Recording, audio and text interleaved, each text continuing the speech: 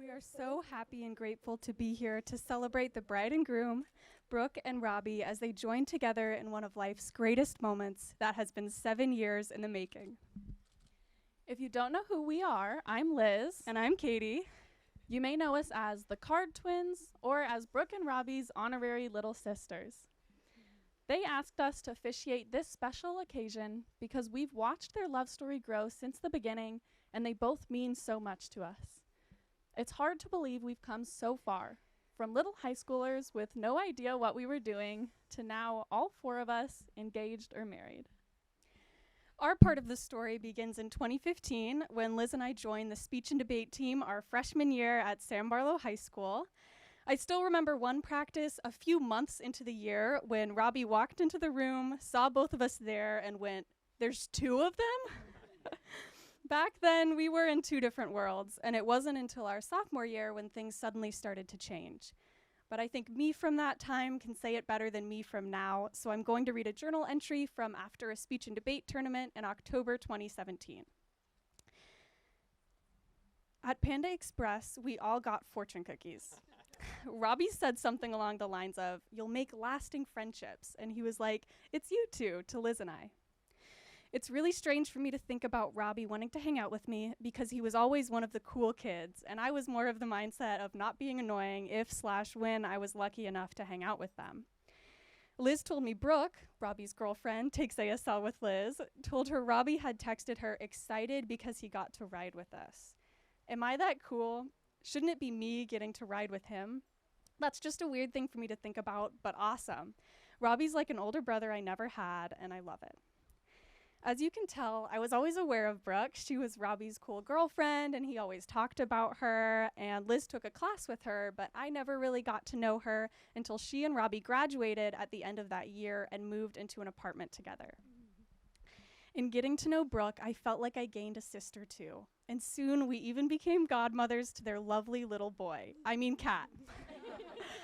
The first time we visited Robbie and Brooke in their apartment, the subject of pets just kept coming up, and Robbie kept saying, "I'm not getting a cat. We're not getting a cat." Then he just looked up how expensive owning a cat was, to prove us wrong, of course. Then Brooke started looking at cats on the Humane Society website, just for fun. Then Robbie started wondering what kind of cat tree they could even fit in their apartment. Long story short, not even an hour after we had left, they had already gone to the animal shelter and came back with Simba, the hair tie stealing, barrel-shaped little guy we all love. Besides the many laughs we shared, I was just so impressed with Robbie and Brooke. They were moving forward together, supporting one another, and I felt so grateful to be considered part of their family. I still feel so privileged to have gotten to watch this beautiful love story grow before I even fully realized what love could be. I remember years ago when Robbie was first starting his real estate business, and I painted him a word picture of how he was going to sell 500 houses the first year, 1,000,000 the second, and then retire and throw us all extravagant parties. Well, I have to say, I think this future with Brooke is way better than anything I could have ever thought up. Thanks, Katie.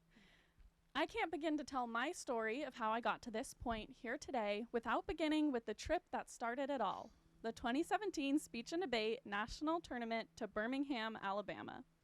I was only 16 and was so intimidated to be going on this week-long trip with 3 upperclassmen. I never would have expected that a week later I'd be leaving with a budding friendship with my future big brother for life. Although an unlikely trio at first, Katie, Robbie, and I quickly became a big ol' happy family, as was the name of our group chat, and I don't think I had ever laughed as much as I did when I was with these two. But I would also be remiss if I didn't mention the serious impact he had on me. At a time in high school when I felt lost and alone, Robbie took the time to notice and listen to me, and by doing so, he changed my life. I'll forever be grateful to him for that. But of course, there couldn't be Robbie without Brooke by his side. At first, like Katie, I only knew of her, but soon I came to know and love her too. I remember when I learned she was in my ASL class at Mount Hood Community College. I had always heard so much about Brooke, and I just hoped she'd like me. Luckily, I didn't have anything to worry about. Brooke was the missing piece of the puzzle. She is grounding, caring, a hard worker, a great storyteller, and always willing to team up with me and Katie to tease Robbie. As you now know, all four of us have been in each other's lives for many years, practically growing up together. We truly feel like family. Although life may take us to different places, whenever we get back together, it's like nothing has changed. Robbie and Brooke were there before Katie and I went to college, sending us off with good memories of Alderbrook Camp, the park with strawberry lemonade water fountains, and where I laughed so hard I almost peed my pants. A couple years later, they were both there again, this time to offer their home for me and my now wife to stay with them, and it was just like old times. Both of them have helped guide me as I've grown into who I am today, and I feel so lucky that these two have allowed me into their lives. But don't just take it from us. After all, we're not the only people who have been there since the beginning, so we want to share some thoughts from a few of the most important people in their lives. First, let's go back to the start with someone who was there even when Robbie was no more than the high school boy pursuing Brooke and texting her all the time, Brooke's dad, Dave. The first time Dave met Robbie in person was at a high school football game. Around intermission, he heard a Mr. Aberly from behind him. It was Robbie who gave a heartwarming, exactly what a dad wants to hear speech, asking for his permission to date Brooke. Dave said, 1, that's the last time you call me Mr. Aberly.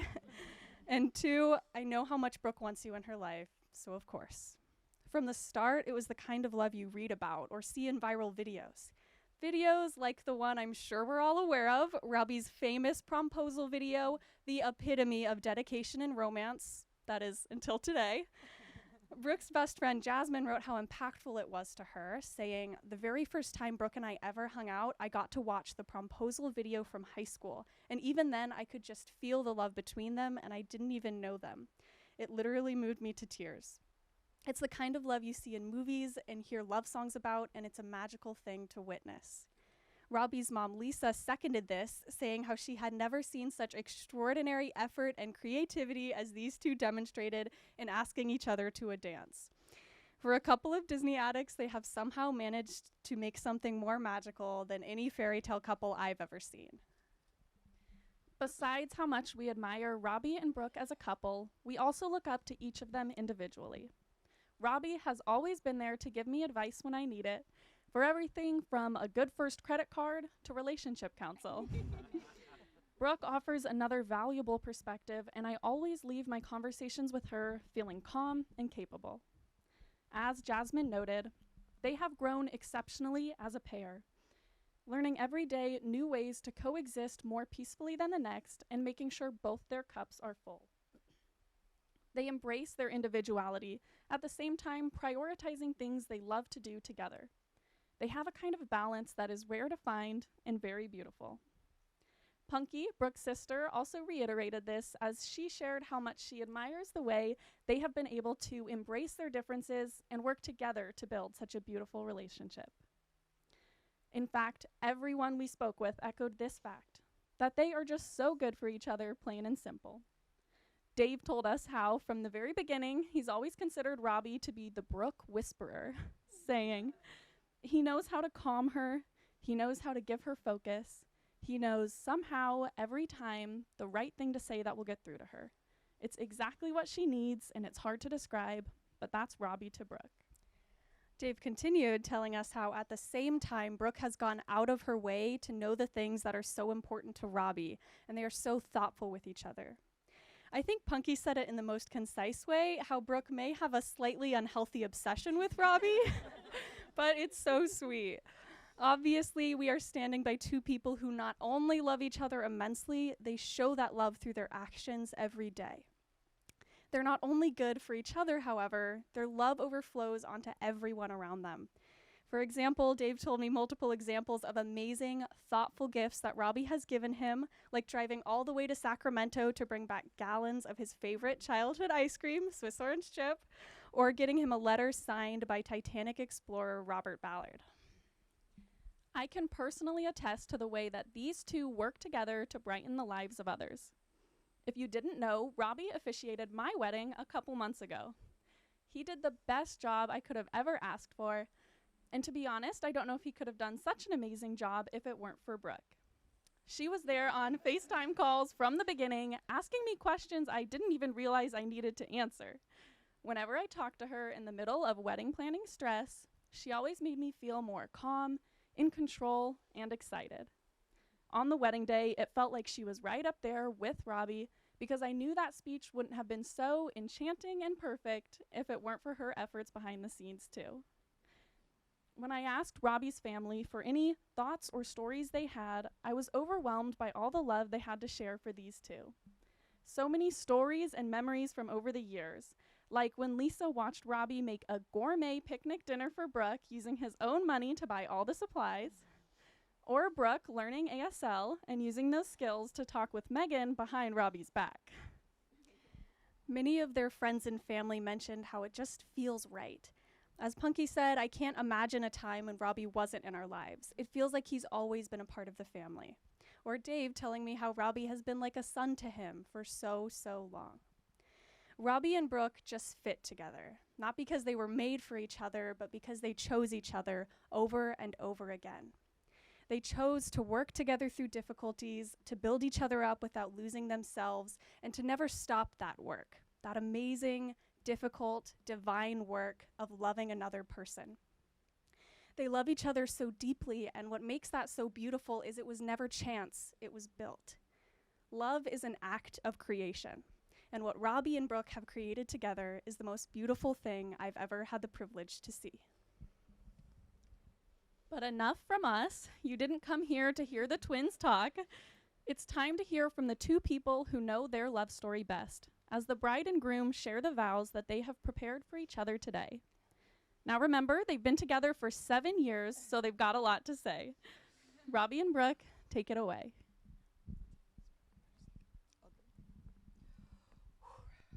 We memorized these, so. I've dreamed of my wedding day since I was a little girl. And it's changed a lot over the years where it would be, but nonetheless, I was always so excited to marry whoever my special somebody was. And for quite some time now, I've been especially dreaming about marrying you and holding these freckled hands and looking into your blue eyes and speaking the words I've been dreaming of saying to you since we were just a couple of kids. And it will come as no surprise that I've been fantasizing about what I would say to you on this day for a long time. And even at 16, I felt troubled to try to put into words how much I love you and how much you mean to me. And I've decided that it can't be done because what I feel for you is not something that can be put into words. It is not something that anybody else can understand because they are not Brooke and Robbie. The way that I wholeheartedly, in an utterly consuming, never-ending way is how I love you, and it feels undefinable. And so, no matter how hard I try, I can't be able to satisfy what I'm trying to say. But over the years, I have also tried, and so I wanted to share the evolution of my love for you. So I'm going to read some journal entries. So I'm going to read a journal entry that I wrote when I was 16. So, when I was 16, I wrote in my journal, I hope you know you changed my life. You fixed so many broken things inside of me. It's like you used pieces of your heart to fill the broken parts in mine. So I have you in my heart.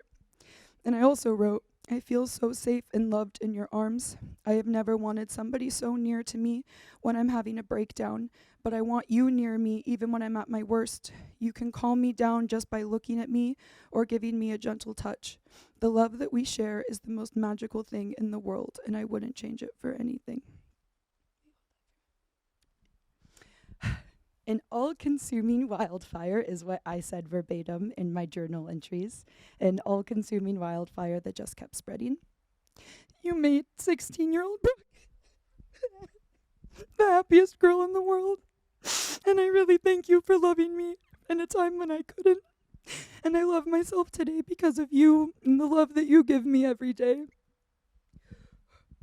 When we were 18, I thought that we had figured it out, that we were the perfect adults. We had our apartment, we had a cat, we were living it. Ignorance is bliss. But nonetheless, I was already very proud of us. And I'm still proud of us, but that's when I really started to just notice the work that we both put in to make our partnership so enchanting. And so when I was 18, I wrote,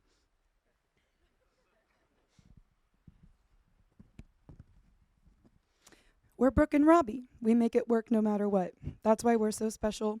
I wish I could find the words to describe how much I love you, and I just look at you and I see the most beautiful human being in the world. You give me an overwhelming feeling of peace and serenity throughout my bones, and that is the best thing in the world. You, Robbie Cantrell, are the best thing in the world to me." When I was 20 is when the surreal realities of adult world hit in. And I was driving home to the apartment late at night, and the song Castle on the Hill came on. And I started imagining what our wedding would be like, and I didn't want to forget how I felt in that moment. And so I wrote this.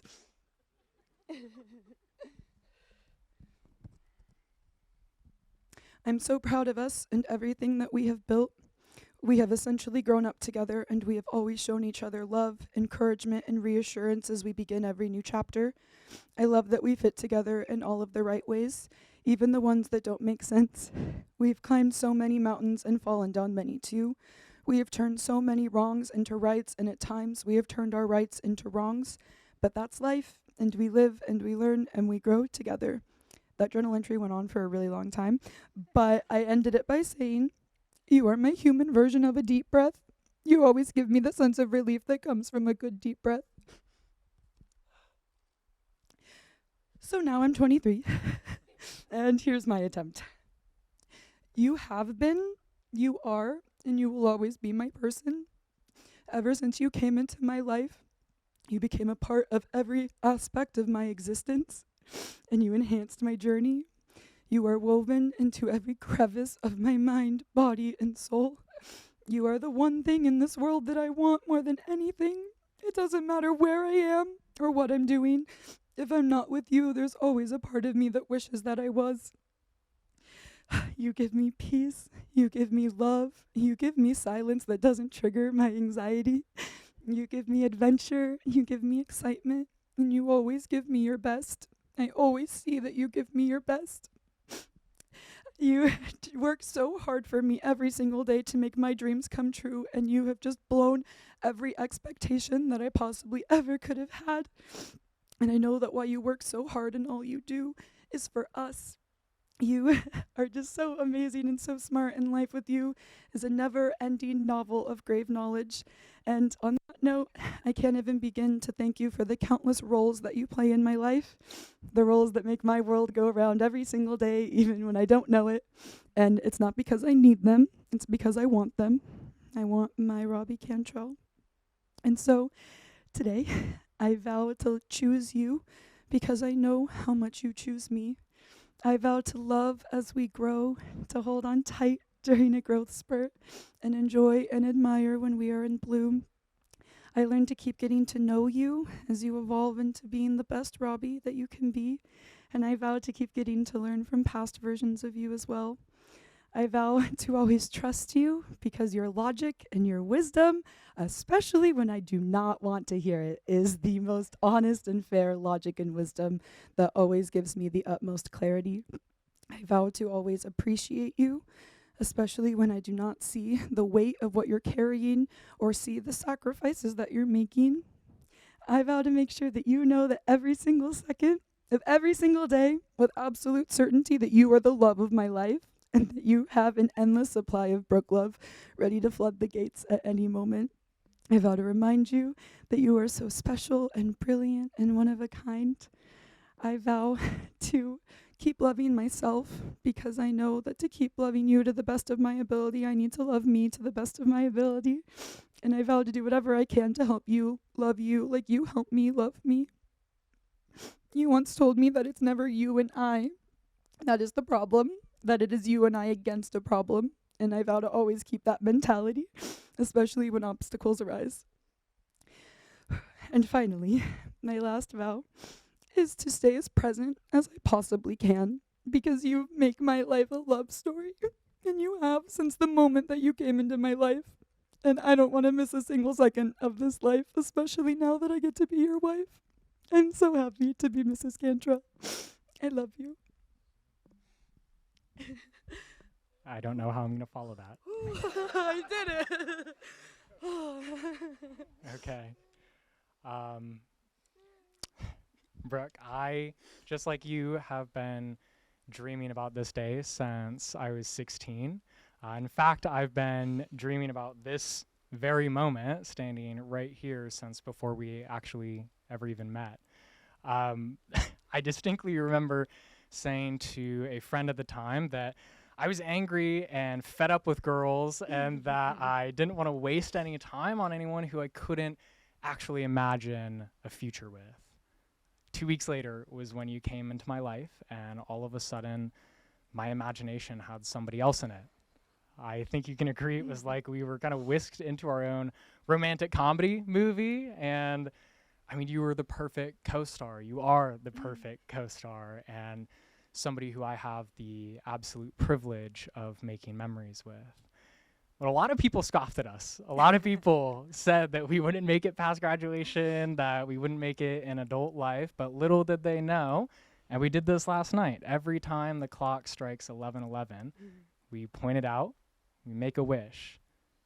Every single 11:11 for the past 7 years, I have wished that I could spend the rest of my life with you.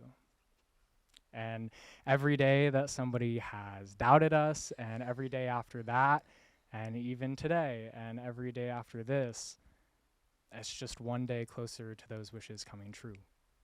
And the reason for my wishes, I think, is pretty dang clear. It's because you are, without a doubt, the best person that I have ever met. I have never met anyone who is as relentlessly empathetic as you.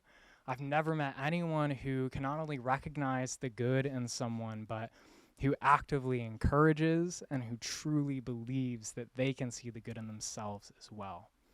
Nobody can do that like you can. And I should know. I've experienced it firsthand. And the only reason, the sole reason that I am even half of the man that I am today is because I've had you by my side. Whoops. You have gracefully taught me how to love unconditionally, which is really just a word that I wasn't too familiar with before I met you. But I mean, I've seen how you have this innate ability to flower emotion in what can otherwise be sometimes a grayscale world. And as much as the impact on me has been incredibly indescribable, it's easy to see how your core qualities affect others. I mean, to family, you are an impeccable example of kindness and dependability. And to friends, you exemplify loyalty, you encourage their greatness, and when you ask them, how was your day, they know that you don't just want to hear every single detail, but that you truly care about what happened in their day.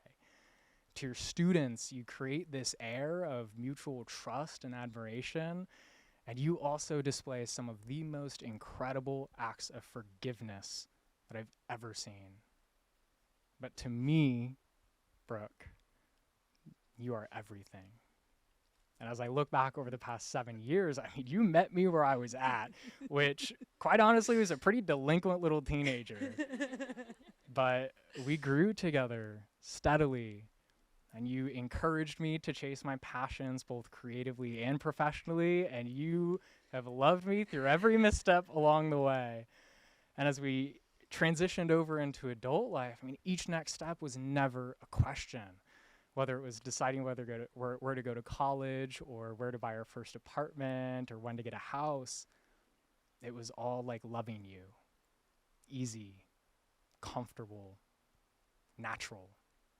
I mean, you elevate me in ways that still catch me off guard, and yet you ground me entirely. If you aren't there, it just isn't home. But when you aren't there, when we're out living our own lives and making our own memories and having our own experiences, you've given me the confidence to know that that's okay. Because everything that hurts, all the bad, all those mistakes, is just a frame of reference for when something good happens.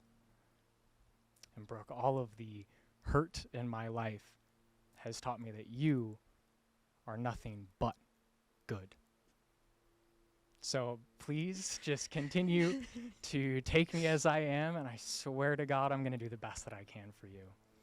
The only thing that I selfishly have to ask is that you have to outlive me, because I don't think that I could live another day without you.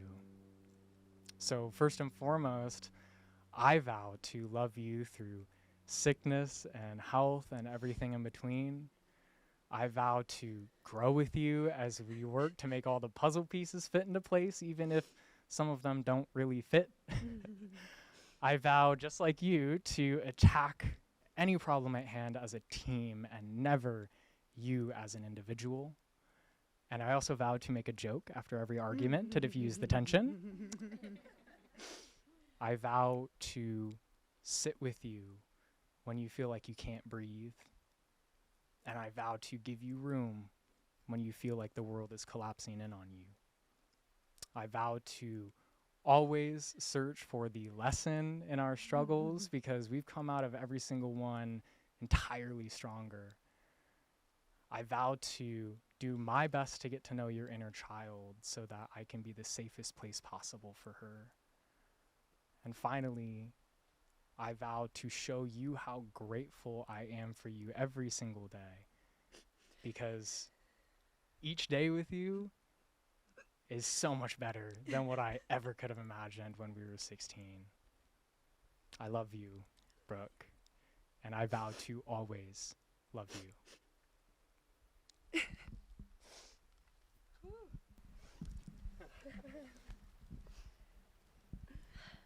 Thank you, Robbie and Brooke. I think I speak for all of us when I say that was beautiful. Now, may we please have the rings.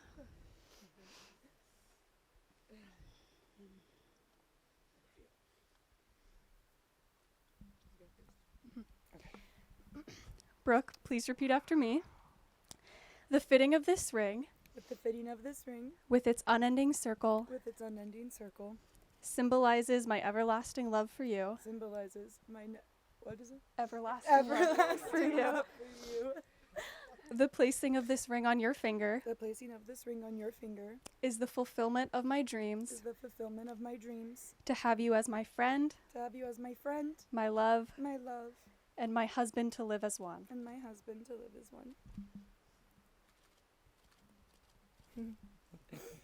Where's the next one? Oh, sweet. Robbie, please repeat after me. The fitting of this ring, The fitting of this ring, with its unending circle, with its unending circle, symbolizes my everlasting love for you. symbolizes my everlasting love for you. The placing of this ring on your finger The placing of this ring on your finger is the fulfillment of my dreams. is the fulfillment of my dreams.